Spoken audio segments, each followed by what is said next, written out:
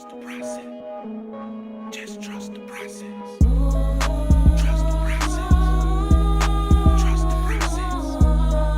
Trust the process. Just trust the process. Trust the process. Trust the process. Trust the process. Just trust the process. What's up, everybody? This is your boy Rueben, man. I'm back with another Good Grief Friday podcast. I'm sitting here today. Number one, just thankful to God that we're back in the place. But I'm also excited, man. I got a guest in the house on today. And this brother right here, I met him many, many years ago.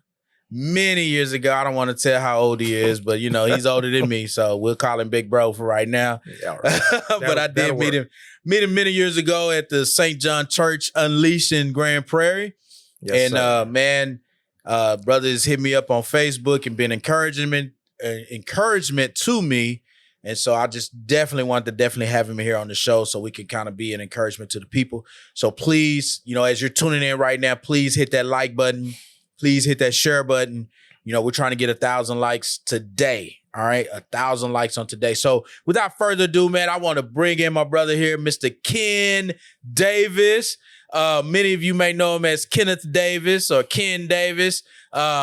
But off camera, I just affectionately called him KD Lounge. You know, only some of y'all know that. Everybody don't know who KD Lounge is.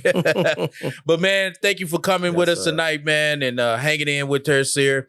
And man, tell us a little bit about yourself. A little bit about myself. Like I say, I'm known as KD or KD's Lounge. Kenneth Davis is a person that's, I guess you can say, just high sprung. Yeah. The reason I say high sprung because I'm real compassionate about a lot of things. Right. I'm a person that I am a giver. Right. I'm a person that I try to help people best as I can if I can. Yeah. I give you the best word that I can. I do that. And also before I give that word, I pray about it before I give that person that word, because I feel that's the best thing you do if we just give a person a word, because you might give a word just from here, but it's not, and it's just not what God wants you to give them. Absolutely. So I've learned that a long time ago. And so I'm just that person that's a happy-go-lucky guy. Yeah. Just high and that's how I've always known you, man. I've always watched you from a distance. We didn't have a whole lot of conversation. We were singing in the male chorus. I mean, we're not going to sing here tonight. So don't, just chill out. We ain't going to, I know you ready. Got the mic in front. You ready to sing. Okay. I toned it down. Okay. All right, tone it down. But listen, man, so obviously those who have followed, Good Grief Fridays and understand that, this show is really about, some things that I have gone through is which leaded us to kind of start what God is considered a good grief movement, and just kind of helping people to grieve in a healthy space. Even as myself learned to grieve in a healthy space, because I like to be very transparent. I'm not all the way there. Yes. But, with God's help and the help of, people that are coming on the show, I shared with you off camera. I said, hey, it's almost like I'm letting people see my counseling. Yeah. So I'm very appreciative of that. But I want you to kind of share with the people, what brought you here today and why you're sitting here at the Good Grief Movement Fridays in the studio. So tell me, how did we get here today? Basically, what brought me here today, I went through seeing your journey, but finding out your wife was going through what she was going through with the cancer, and then also in her passing. So when I seen that, it touched me, because myself, have gone through that myself with my wife, and the loss of my wife. But I got to reach out to him. Right. I just can't let him just go through what he's going through by himself. Let him know that somebody's there for him. Whenever you need that call, it can be 3:00 in the morning, call me. Right. I'm here. Right. So that would led me here to try to share whatever I can as far as the grief that I dealt with, in the passing of my wife, and also to help you, encourage you. Anybody out there, it's all about helping someone else. Absolutely. I'll tell people in a minute, it's not about you. Absolutely. Once we learn that and see that, right, we'll be a much better person. Right. Much better people. Right. Once we realize that, as far as it's not about you. Absolutely. It's about helping someone else. I believe that. I believe that we have these life experiences. Yeah. And really, is God just saying, hey, I'm going to use you as a vessel so that you can be a blessing to someone else. And I've shared this story many times. Like, since we started doing the videos and since we started doing the podcast, man, there's many people have come up and just been like, man, you've been a blessing. I'm like, I didn't even know they was watching. Yes. And I want to say this here publicly, something that you shared with me. we talked on the phone and you was like, man, I just hope people really see your heart. Yeah. You know, and I thought, you know, I didn't really think much of it at the time when you said it, but I think a little time afterwards, I got to thinking about, I was like, man, why would he say that? You know, I want you to expound on that. I want you to expound on why you would say, I hope people see his heart. The reason I said that, because some people just look at the outside of a person when they do something. They don't look, you know, what's going on in the inside. I hope they see that what you're doing is genuine. Right. It's not just for the notorieties, but also to help someone. So they, if they really truly see the heart, then also it can touch their heart. Right. And they'll see what you're doing is genuine. Right. And it's helping someone. Right. You know, so what comes from the heart, it can be received in a good heart. Right. If the heart is ready to receive it. Right. And so that's why I was saying I hope people see your heart or what you're doing, not to him just, oh, I'm trying to do a podcast. I just want to be seen. No, it's nothing about that. Right. I hope they see past that and be able to see your heart of what you're doing, what you're putting out there. Right. Man, I appreciate that. And that really blessed me when you did say that to me. And when I was able to kind of absorb what you were saying with that, is because, as you know, many times people can see what they think they see on Facebook. Exactly. Right. Yes. They look at the Facebook post and they think, oh man, Ken's got it together. Oh, he's doing this. Or we're Ruben's this, Ruben's that. And man, the reality is that's not true.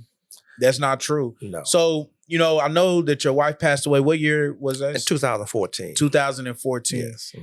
If you don't mind, just kind of taking us back through that, from, I know you said that she passed away, she had cancer, but if you don't mind just kind of taking us through, the diagnosis, the path, and then, obviously the past, you had shared some things with me off camera. I just would like to share with the people.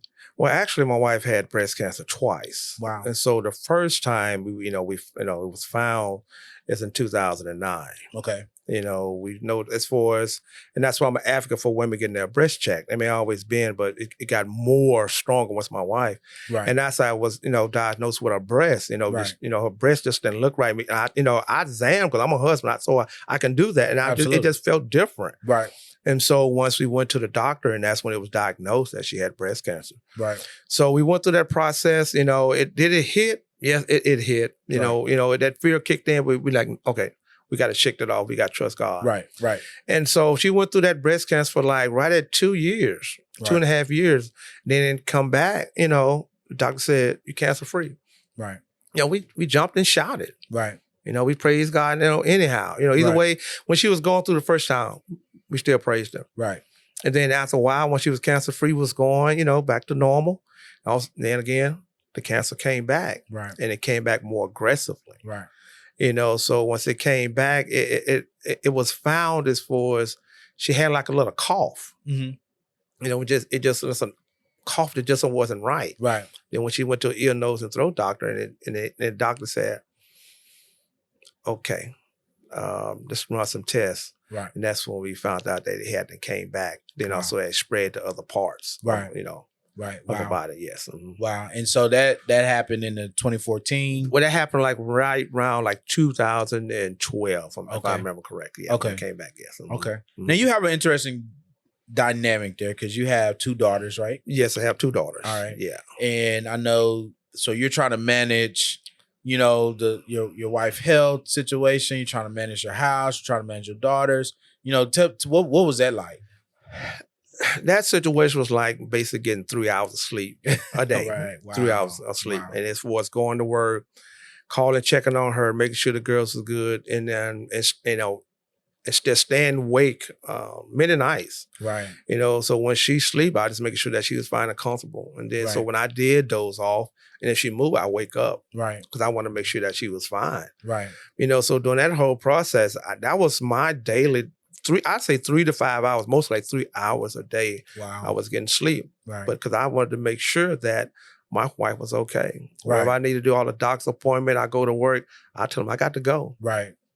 I got to take care of my wife. I got to, get her taken care of. Right. So during that process, it was a lot of long nights. And I do it all over again. Absolutely. Because I look at this and like, I signed up for it. Absolutely. And I took those vows seriously, not just to be taking them. And I shared this with someone. I said, you know what? those vows sound real good at the altar. You know, everybody got their tux on. Yes. You know, the bride got her dress on. You got all these people in here. Yes, sir. You know, everybody's celebrating. They waiting for the reception, and then they give you these vows. You know, and it's like, you know, in sickness and in health. Yes. You know, and for richer or for poor. Yes. And they sound good. And I said this. I had a birthday party in October, and I told everybody, I said, you know, them vows sound real good until you have to live them. Exactly. The moment that you have to live those vows, they change everything. Yes. Yes, they do. And this is what, you know, I actually shared this with some people. When your spouse passes away, I've experienced. I had a brother pass away in '88. I was in high school. My mother passed away in 2012. My mother was ill. I kind of was taking care of her.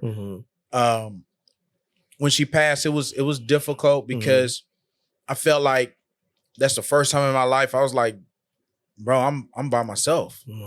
That's the one person that loved my dirty draws, right? That was the one person. When mom went, it was like, that's the person that loved you unconditionally, right? Correct. That's the one you out here doing crazy stuff, and she be like, that's still my baby. That's right. So when she passed, I was like, man, that was difficult. My brother, my middle brother passed away in 2018. And that was massive. But when my wife passed, the one thing I kept thinking about was all those intimate conversations. Oh, God. Yeah. Yes. The things that people don't know. Exactly. The doctor visits Yes. that we didn't discuss. Those situations is really what took me to a place where I was like, man, I don't know about this one. Yes. I don't know. And like we talked about earlier, you know, as people look on the outside and they see you trying to get through life. You know, I did a post on Facebook a couple of days ago, and I said, don't let what you see me navigate through make you think I'm this super healed person. Correct. Because I'm not. Yes. What you see is a person that's just waking up every day and saying, man, okay, what do I need to do to get through this day? And I'm gonna share something with you. I went to visit a friend of mine's church, Kedrick McKnight. I got to give him a shout out, man. Awesome preacher. I know he's gonna be watching. So Kedrick McKnight and the New Life family, New Life Nation, you know, rise up, you know, all that good stuff. New Life in the house, because I got to give him props, right? Yeah. I went to his church and there was a guy there. Wife had passed away. Man, I don't know, 15 years ago. Kedrick had me get up and say some words. And this man came to me after church crying as if she passed yesterday. Yes. Here's where I'm going with this.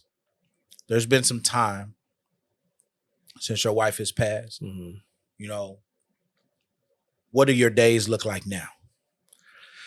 My days look a whole lot better now. Yes. As far as in the beginning, I can honestly say I was lost. Right.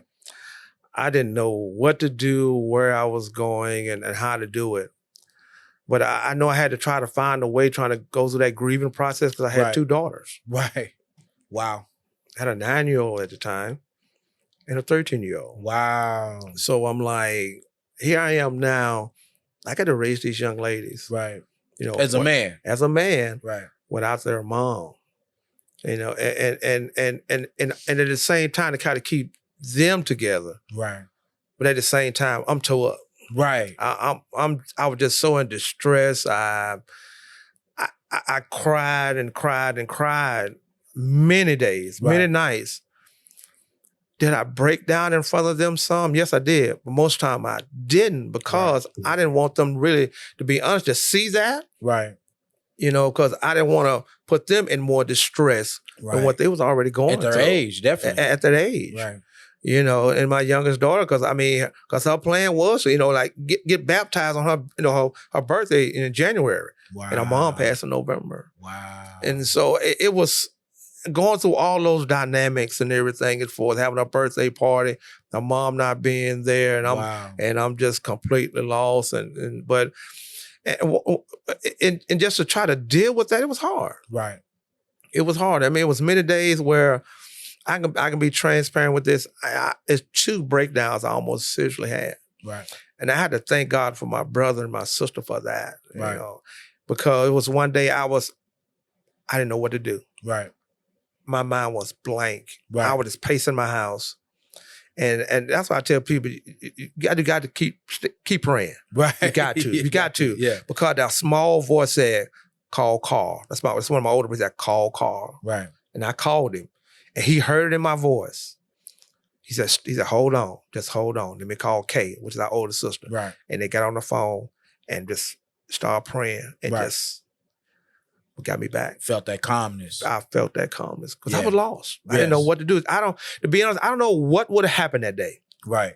if that small voice of God told me to call your brother. Here's what I found interesting in that, right?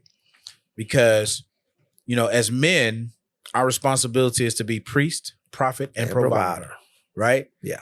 And when you find, as a man, when you find yourself lost, many times, there are men that just give up. They punt. I always say it's 4th and 20 on your 20. What you gonna do? And they just punt. Yeah.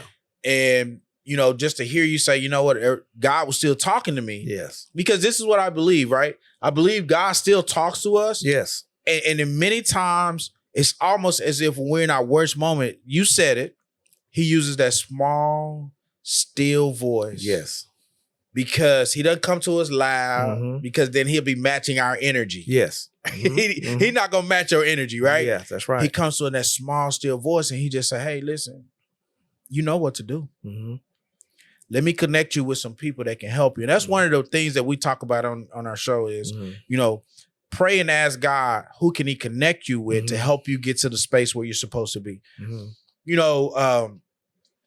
Our first podcast that we ever did, we had Dr. Wanda Bolton Davis on here, which I know awesome. you know. Yes, awesome. And I'm going to tell you, man, she gave us many nuggets. Mm-hmm. And one of those nuggets that she gave us, she actually did the eulogy at my wife's homegoing. Mm-hmm. And one of those nuggets that she gave us, and she said, it's okay to grieve. It's That's okay right. to cry. Yes. It's okay to feel sad. It's okay to do those things. Mm-hmm. Because when we properly do those things, it helps us move to a healthy space. Mm-hmm. We never get over it. Yeah. Right. And which is that's unrealistic to even want to do.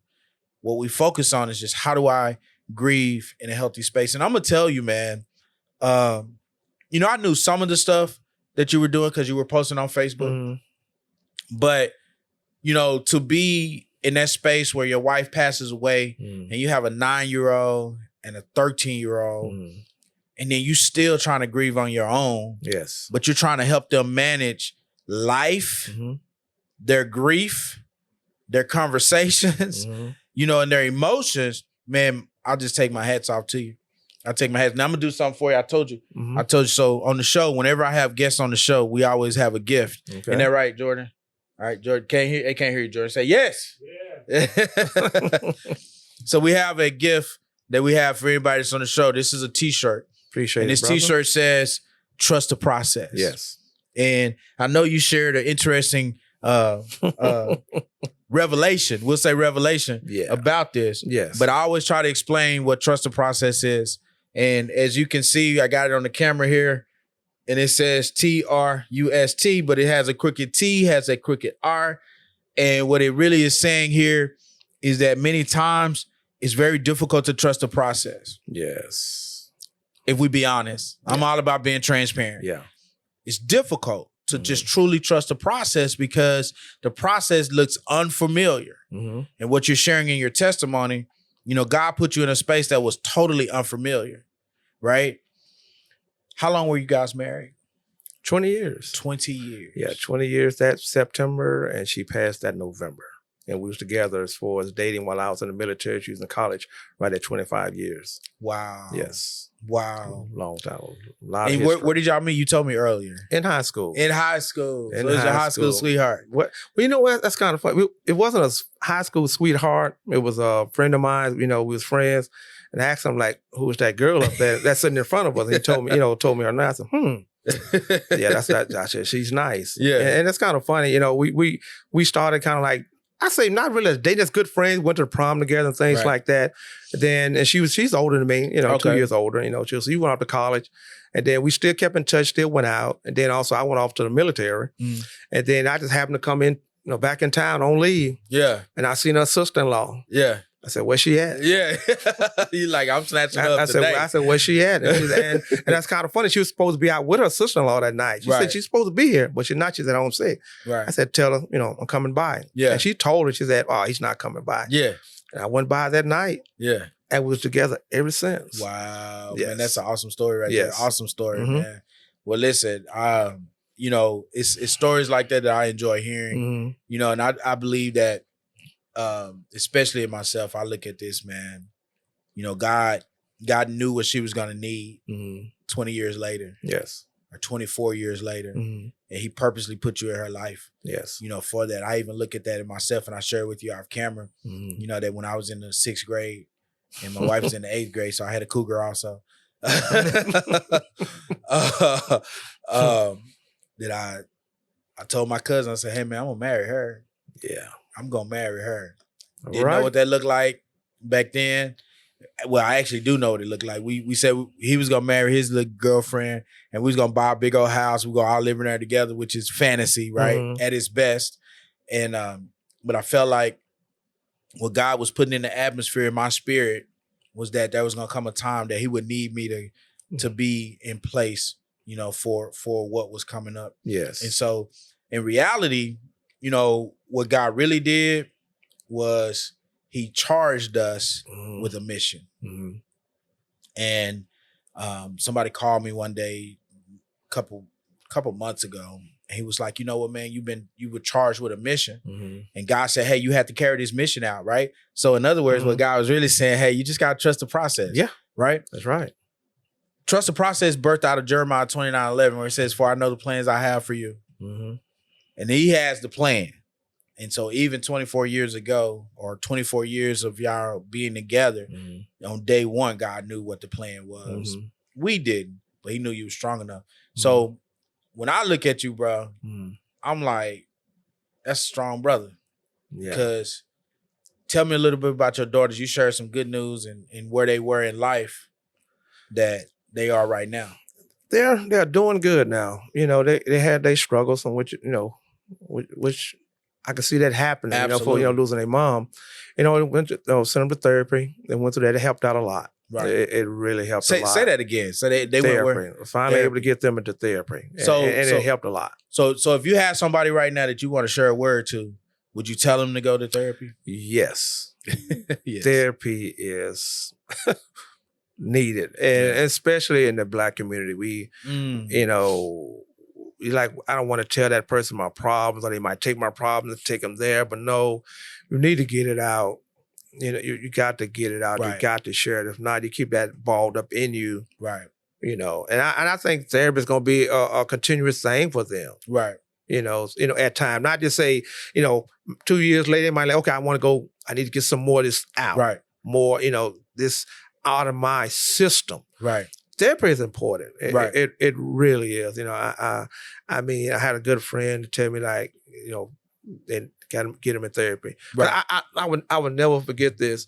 As far as when I was going through, with my wife when she was going through the sickness, I talked to Bishop Marvin South, and we went to pick him up, and I said, what you dealt with your wife was giving me strength. Wow, yes. While I was going through with my wife, she wasn't past yet, but it was giving me strength to watch him, what he had to deal with. Right. With his kids. Right. After losing his wife, that gave me strength. Right. To kind of try to keep going and keep taking care of my wife. And when I shared it with him, and he said, wow. Right. And he said, you never know who's watching you. Right. While you are going through and who you are helping. Right. And I told him, you really helped me. I said, even though, my wife hadn't passed, I said, but during that time, you helped me. Right. I kind of got that model of a man and you try to keep doing what you're supposed to do as a man. Right. Wow. And I know right there when I said, you took those vows seriously. He said, I did. Right. He said, I didn't take them just to be taking them. Right. He said, I'm glad I was able to help you. I said, I know you helped more than me. Right. During that process, you went through grieving of losing your wife. So us as men, we got to stand the gap. Absolutely. We got to do it. That's what we're here for. You know, because I prayed to God, I said, God, give me that sickness that my wife had. Yes. I said, yes. I'm the man. I'm supposed to leave first. Yes. I said, give it to me. I said, give me everything that she had. Yes. She needs to stay here. Yes. You know, so and I prayed, and I prayed mightily that God remove that from her and give it to me. Yes. But as went on, that wasn't his plan. Right. You know, so I had to accept his plan because he's God. Right. You know, he he's never sovereign. fails. He's sovereign God. Yeah, he's going to do what he want to do. Yes, sir. You know, he's going to do what he want to do. You know, and I still praise him no matter what. Right. Because he's that type of God to praise. And the good news is he's going to get the glory out of every situation. Yes. Every single time. And it's amazing you brought up Marvin Sapp in that situation. It slipped my mind. I remember watching his, you know, situation with him and his wife and watching, you know, him go through that. And and I guess I never pulled from that, but what it speaks to, you know, is if we listen to God, he'll always send us encouraging word. Yes. And it's amazing. Like you said, hey, I had to pick him up, you know, and this is how I believe how God works. He may need to hear how his testimony helps somebody else. Right. Yes. And then that makes it all worth it. The moment that God reveals to you that what you went through has helped someone else, immediately, if you're in tune with God, you start thinking, man, okay, God, it was worth it. Yes. It was worth it. It really is. And that's my word for somebody today is that you got to understand that what you went through was worth it. Yes. You know, I went and had dinner at a restaurant, I guess this weekend or something. I don't know. All these days, they kind of run together sometime. And I think it was the waitress had made a statement, you know, about losing her father. And when she said that, I was like, oh, okay, I'm at the right table. And, you know, going back and forth, we had a conversation or whatever. And she was talking about it. And I was like, okay. And then it came out. What came out was the hurt that she was experiencing from losing her father. And it just spilled over. And so I shared with her my situation. She's crying, right? And God said, turn her on to the Good Grief movement and let's figure out what it looks like. And so I was like, here, put up your Facebook page, you know, get on here, look at these podcasts, look at these videos. I said, but not only that, look at these comments. Yes. So I'm telling somebody, this is why it's important for you to comment, because you never know who you're going to help. That's right. You posted a comment on something I posted, and then somebody else posted, and I think they was like, love this, we need this, whatever. Yeah. And my point to that is, right, people are not just reading the post, but when there's people who've experienced it, put something in the comments, there's some random person who you don't think needs it, hears it or sees it, and they're being blessed. I'm saying to you, God allowed you to have a testimony of survival. Yes. So that people that are in the survival aspect of dealing with loss, meaning they're the ones here, can see how to survive in your darkest moment. Yes. That's kind of funny how you said that. in your darkest moment. I've had many of men come to me and said, you helped me to be a better man. And you encouraged my strength. He said, and a lot of guys said, I haven't lost my wife. So I wouldn't even know what to do, but you lost your wife.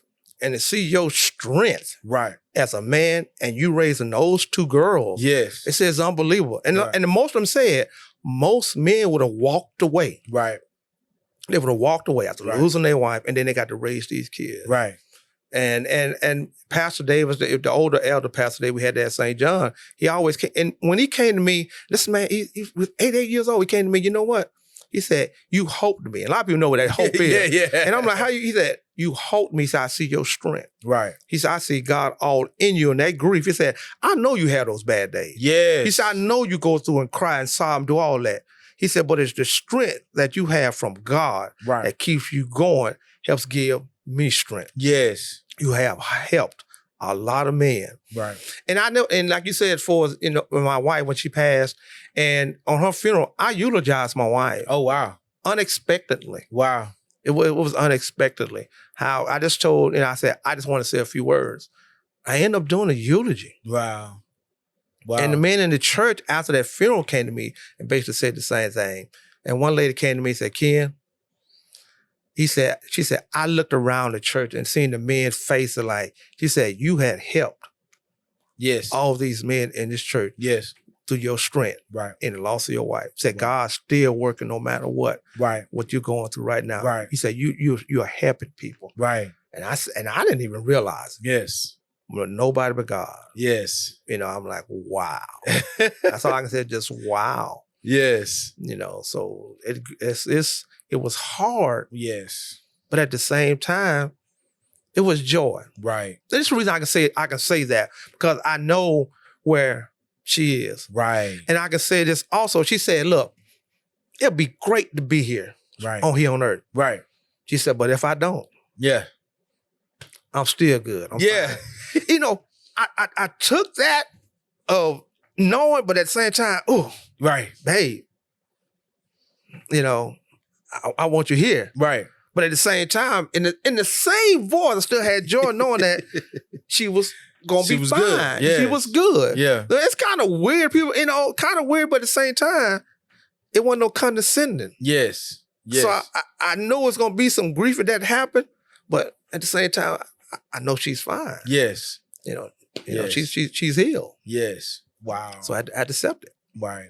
And I tell you what, man, going through that and being able to hear you be able to say that, because here's what I just saw. I saw your face light up. Mm-hmm. I saw joy pop into you Mm-hmm. talking about it. Right. I visualized that. And I'm like, man, I'm getting excited. Like, Mhm. man, why was I there to hear this word Mm-hmm. in your darkest moment? Yeah. One of the things that happens when people pass away and you're dealing with the loved ones, and people always use these terms, like, hey, be strong. Be strong, right? Jordan, that's what they say, man. They say be strong. Yes. And I'll be like, well, okay, explain to me what that means. Yeah. Right. And I remember reading, and the word says, well, when I'm weak, then I am strong. And what it's really talking about is how it's in our weakest moment where his strength stands up in us. Exactly. And what you just talked about was, it really wasn't even you up there talking. No. It was God talking through you at your weakest moment, allowing you to be strong so that you can speak to these other men. Mm-hmm. And I'm gonna tell you something. Let's be transparent. Mm-hmm. Let's be transparent. There's a lot of men that are really not good to their wives. I'm gonna say that again. Can y'all cut that? Make sure that gets. There's a lot of men that's just not good to their wives, right? Yeah. And I shared this with some people. I said, man, when they put the dirt on her, that changes the game. Oh God. When the dirt gets put on your spouse, it's a game changer. It does. Because the intimacy goes. Yeah. The intimacy. It does. And I'm talking about intimate conversations. Yes. Mm-hmm. Because there's conversations that you guys had that nobody knows. Exactly. Nobody knows. Only God knows That's those right. conversations that y'all have had. Mm-hmm. And you gotta hold that stuff. Yeah. And that right there, man, that can send you into that space, right? Yeah. But exactly. But I will say, like you shared, we find those joy things, those joy moments that make us, hey, okay, I'm gonna get up, I'm gonna put one foot in front of the other, and we'll figure out what this look like. So, once again, bro, my hat's off to you, bro. Yeah. And I thank you for those encouraging words. I don't know that I responded to everything that you said, but I don't want you to miss that I did see it. And I paid attention because it's a good feeling when someone can hear you. Because as you know, when we're going through grief or a loved one has passed, there's so many people reaching out to you. Yes. And many of them, they truly have no clue what you're going through. Once again, it's funny how you said that. When you're going through those darkest times, those moments, most of the time, just to be honest, transparent, they don't know what to say. And when they saying it, it's just like a cliche. Right. you know, and be honest, I got tired of hearing it. And the people that say they was gonna be there for you, Right. where are you now? Right. I need you now. Right. It was good you was there then, Right. but I really need you now. Right. You know, and I'm big on this right now. And I'm guilty of it too. Right. I used to say, "Are you all right?" all the time. Right. I don't say that anymore. Right. I ask now, "Are you okay?" Right. It's a difference. Right. It's a big difference. Right. Are you all right? No. Are you okay? Right. Now you get to the root of it. Right. Wow. You know, I can say I'm all right all day, Right. but am I okay? Mm. I'm dealing with some stuff. Right. Ask me, I'm okay. Right. So I don't ask nobody anymore, "Are you all right?" If I see it, if I get an inkling of it, first thing come on my mouth, "Are you okay?" Right. That's what we need to be saying. Wow. That's rich. Are you okay? That's rich. That's deep. Right. Get to the root. Because you just say, "Are you all right?" Everybody, "Oh yeah, I'm all right." All right means like I'm not good, but I'll figure it out. But when you say, "Are you okay?" Well, actually, I'm not. Yeah. I share that with many people. Start asking people, "Are you okay?" Right. Because I've seen a person ask another person, and they can see them kind of go to say, "Are you all right?" No, you can actually see that person in distress. Right. No, you should ask them, "Are you okay?" Right. So hopefully they can be able to, by you asking them that, they might be able to pour out what they're going through. Wow. Whatever that is, they might be able to pour it out. And you can really help them. But saying they're all right, before they're going to say, "Yeah, I'm all right." Right. No. Right. There's something wrong. Are you okay? Wow. What is it? Wow. What can I do to help you? What you're going through, so I can see it on your face. I can see you in distress. Right. So I've learned now to say, "Are you okay?" Wow. That's rich. Yeah. That's rich, man. I guess I never looked at it that way. Mm-hmm. And I think man, that's extremely rich. That's rich, man. I'm so glad you've blessed me with that there. I mean, that's so different. It is. Right? Big Because difference. we're taught to mask it anyway.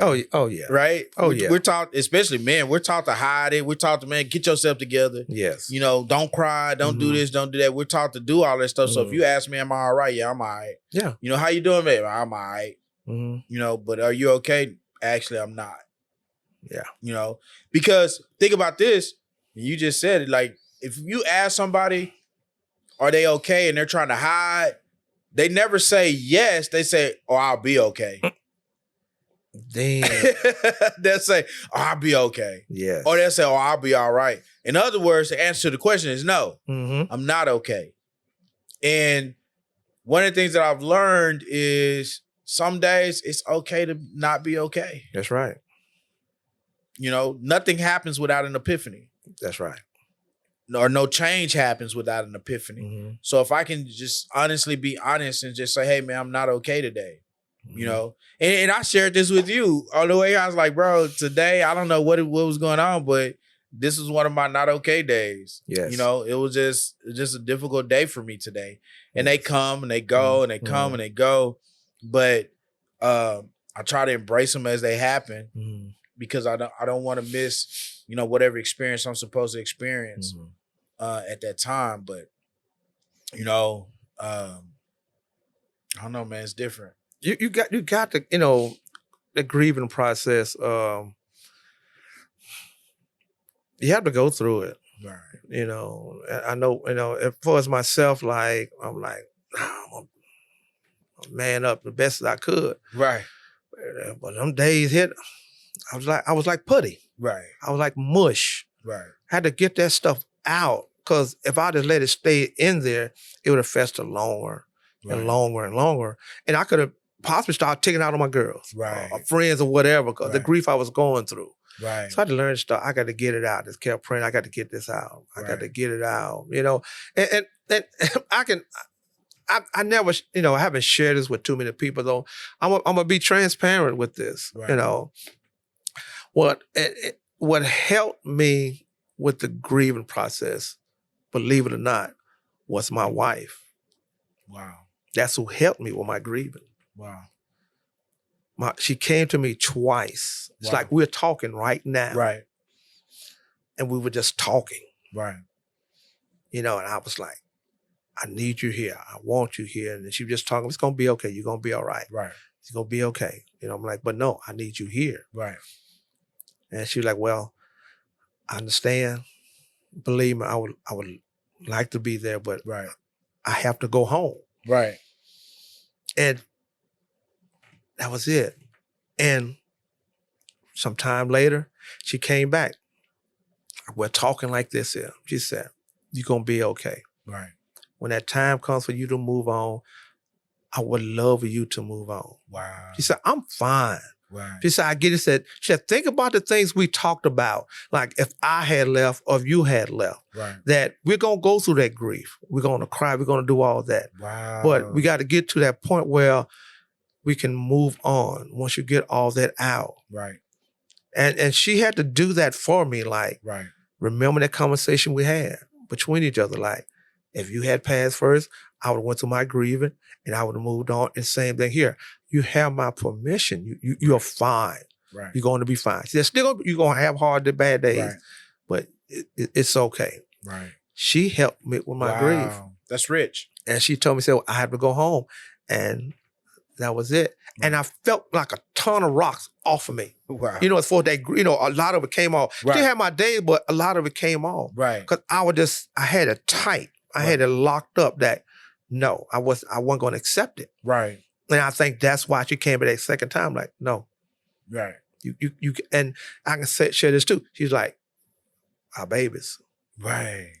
We got our babies. Right. Remember that conversation we had that whoever went first, we're going to take care of those babies. Wow. You got to do it. That's rich. You got to do it. Yeah. And so that was it, dog. Wow. That was tough. Yes. And hard. Yes. I woke up, I was crying. I mean, just tears everywhere. Right. But I still felt some relief Right. come off of me. Wow. Because she shared that with me. Well, listen, man, that's rich. Yeah. That's rich. And I think for one, I appreciate you sharing that. Mm-hmm.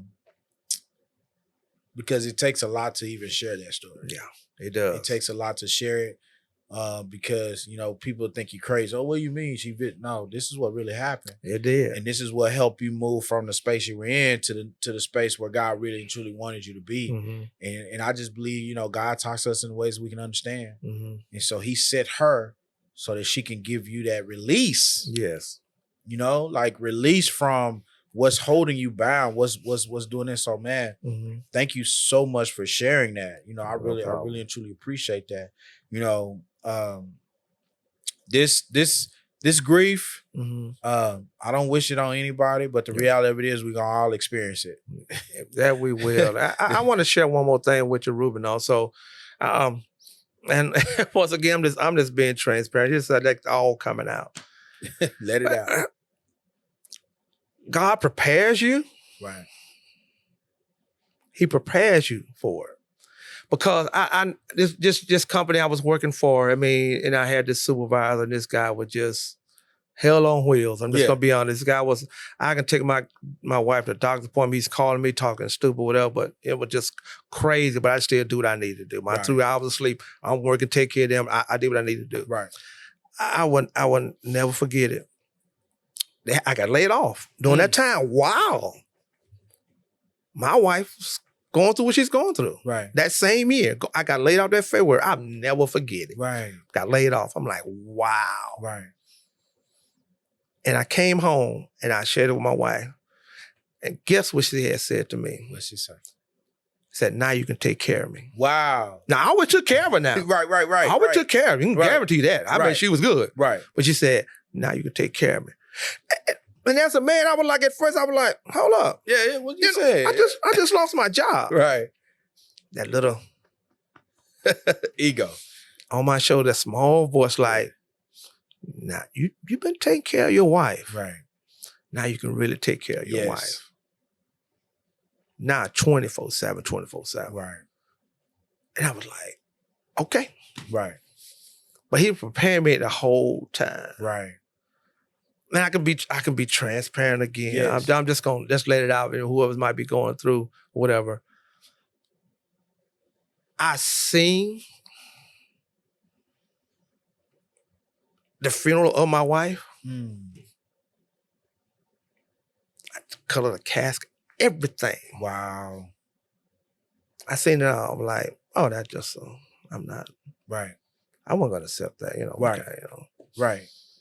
But when all that transpired, I just like, wow, Wow. Yeah. this is unbelievable. Right.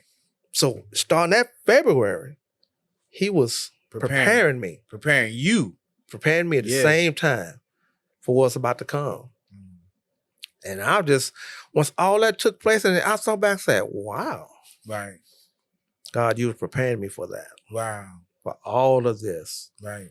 I'm like, unbelievable. I said, God, you just that kind of God. Right. So, and sometimes God would give you a glimpse. Yes. That depends on what it is. Right. But that whole time he was preparing me. Right. So because when she was going through a sickness, I was grieving then. Because there was Right. a lot of time I used to break down. Yes. She didn't see it. I just go outside. Right. I just take a drive. Right. And wanted to see me just, because like I said, I wanted to take that sickness from her. Give Right. it to me. Right. Right. Let me bear that burden. Let me bear Right. that pain. Put Right. that in me. She needs to stay here. I'm a man. The man's supposed to go first. Absolutely. So I did try to do all of that. So he's preparing me the whole time doing that process. Right. And after all that happened, I'm like, wow, Wow. God, this is what you was doing. Man, that's awesome, brother. I mean, it's just amazing how he does it though. Yeah. It's amazing. And what I love most about him, he don't really tell you what he's doing. No. It's usually a hindsight that Yeah. gives us 20/20 vision. Yeah. And when you look back, it's like, oh, that's why this happened. Because that he told you, Yeah. you'd be like, nah, we're not doing that route. Mm-hmm. And I just love him for that, because he was preparing you. Mm-hmm. And in reality, he was preparing your wife. Yeah. And he was giving you that space, that time you guys needed or whatever. And even myself, I look back on some different things and just like, wow, I can't believe that's how that played out. Mm-hmm. I can't believe that, And so it's, I mean, when I look at those things, when I look at how things played out, sometimes I look at it and I'll just be like, man, God, you're so awesome. Mm-hmm. I don't have the story of, the horrible, I guess they got a TV show or a movie, something Horrible Bosses. I don't have that situation, man. I work for Don Herring Mitsubishi. And I'm gonna tell you something. This has been the most supportive organization I've ever been in, a part of in my entire life. Going through the situation where, actually they starting back with my mom, and then obviously going through with my wife. They've been extremely supportive, and so that support helps too. But I think just hearing you recognize where God placed his hand in that whole situation, it gives somebody else hope who may be in that situation. And they're just trying to figure out, okay, where's God's hand? And what you basically saying, okay, God's hand was on it the whole time. Yeah. Many times in the situation, we don't see God's hand. That's right. Because one, we're not looking for God's hand. We're like, well, we're looking for his hand, but we're looking for his hand to turn things. Exactly. Right? But if you really think about it, when God sent Moses to go, get the free the Hebrew slaves, it says in there that he says, well, I hold a king's heart and I can turn it either way. That's right. Because if you really look at that, when Moses first said, hey, let the people go, Pharaoh was like, okay, cool. You know what I'm saying? Like, well, hold up. No, they ain't going nowhere. You know what I'm saying? And it's even in those situations that we see as God's taking us down through these different processes, especially from the situation we're sitting today, we can see God's hand where, like, God, okay, why are you turning your hand this way? Why is it going this route? We talk about trust the process. Why is the process moving this route? That's right. Why is it happening like this? And God said, don't worry about trust the process, because at the end of the story, I'm gonna get all the glory. And I believe that the glory that God gets is you sitting here today on a podcast, basically being as transparent as you possibly can, because there may be one person that sees this podcast and hears what you have to say, and next thing you know, it turns their life around. Or turns them life from spiraling out of control to just being able to endure what's going on. So, with that being said, bro, I mean, I know we got to wrap it up, but man, I'm so excited that you came tonight. You know, I appreciate, you know, you reaching out to me, obviously in my situation and being an encouraging word. There was a few people that reached out to me that I knew for a fact knew everything that was going through my head. Yes. Right. And you're one, and there's another guy, Edward Mosley, who reached out to me and I didn't even respond. I didn't respond to you. I didn't respond to him. Yes. And obviously, as you know, you going through a situation, it's like, okay, I don't feel like responding. But God kept you guys at the forefront to be able to impart wisdom in my struggle. Yeah. And because so even through that, what you was going through, more than I knew you pretty much weren't gonna respond. right. I knew it because you didn't. I didn't. Right. I knew it, but I knew I had to give you something, or say something to you to let you know I'm here. Here's I'm what here. happens. Here's what happens, right? So when for me, what happened for me, there were people, and I pointed out you two, you and Edward. Edward actually went to a high school with my wife, and I didn't reach out to him. I mean, he inboxed me. I didn't respond. You know, we reached out to me. I didn't respond. But when I found myself, you know, coming to a place of clarity, then I started watching everything you know, I started looking at your posts. You know, I was like, well, let me, you know, this brother hit me up, man. Let me see what's really going on. Yeah. You know, and then when Edward hit me up too, you know, I started kind of like, okay, well, how do we know each other? You know, and start piecing this together. My point is this, and I'm gonna say this to somebody. As you well know, many times when people are experiencing grief, there may be people that reach out to those people and they get offended. Yes. They get offended because the person doesn't respond. Yes. Don't get offended if the person doesn't respond. Our job is to plant the seed. Yes.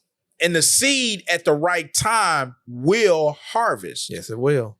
Because what'll happen is, like you said earlier, you know, those people that are they're raising their hands, oh, I'm here for you, I'm here for you, I'm here for you. And then when you really need them, or you need something from them, or you just kind of need just a vent, or you need to talk, or you need to get things out, they're just all of a sudden they disappear. That's right. And then what happens is you start going back, you're like, hold up, this brother went through exactly what I went through. Watch this. I don't even have to explain to him. I can just call him and just hold the phone. He already knows. That's right. Already knows. And I'm saying that's why it's important in these situations. And I'm a very much so proponent of this. You know, you have to find somebody that you connect with. Exactly. Yes, sir. Right? Because I may not be your connect. Yes. I may not be that person. So you have to find who you can connect with. And this is the other thing. When somebody connects with you, you pray about it like, okay, God, am I the person that should be talking to this person? Right? That's right. Because even at this, Ken, watch this. You may be the person at the wrong time. Yeah. That's right. It can happen. It can, it can happen. It can happen, Rueben. I could be the right person for you, but it may not be the time. That's right. And the reason why that's so important is because for you, when you say, hey man, we got to connect, right? It took us time to connect.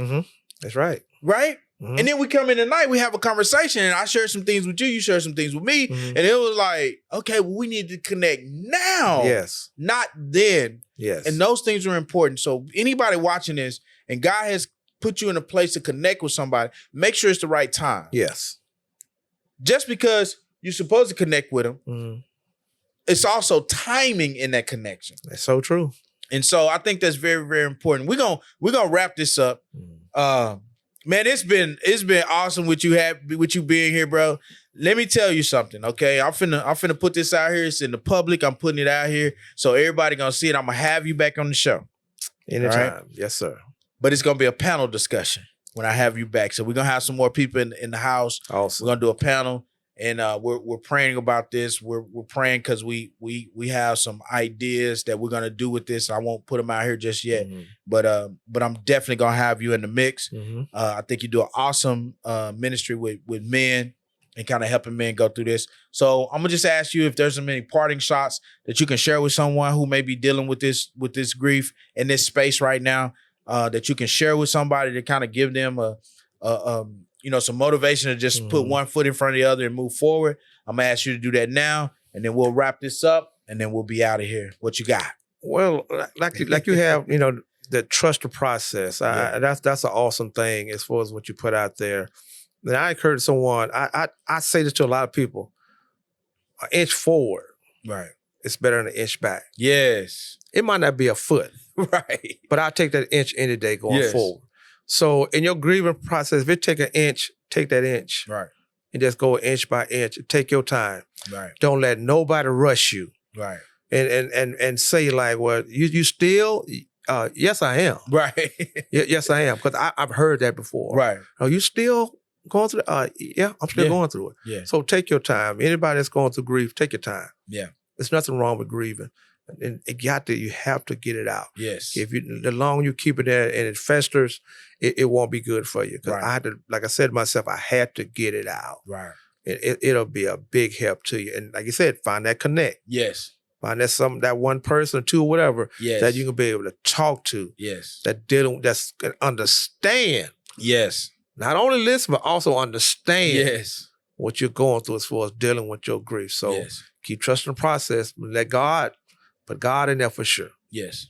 Let God have it. Yes. You will get through it. I promise you. Appreciate you, man. Thank you so much for sitting in with us on tonight. Thank you. So to all my guests, to all the people that's watching, again, click, like, share this video. Got my brother Ken Davis is in the house. And so, man, he dropped us some nuggets on tonight. So we thank God for him stopping in on tonight. Thank you. And man, listen, when this goes out, share the video. And we're going to trust this process together. So thank you guys for tuning in. Peace.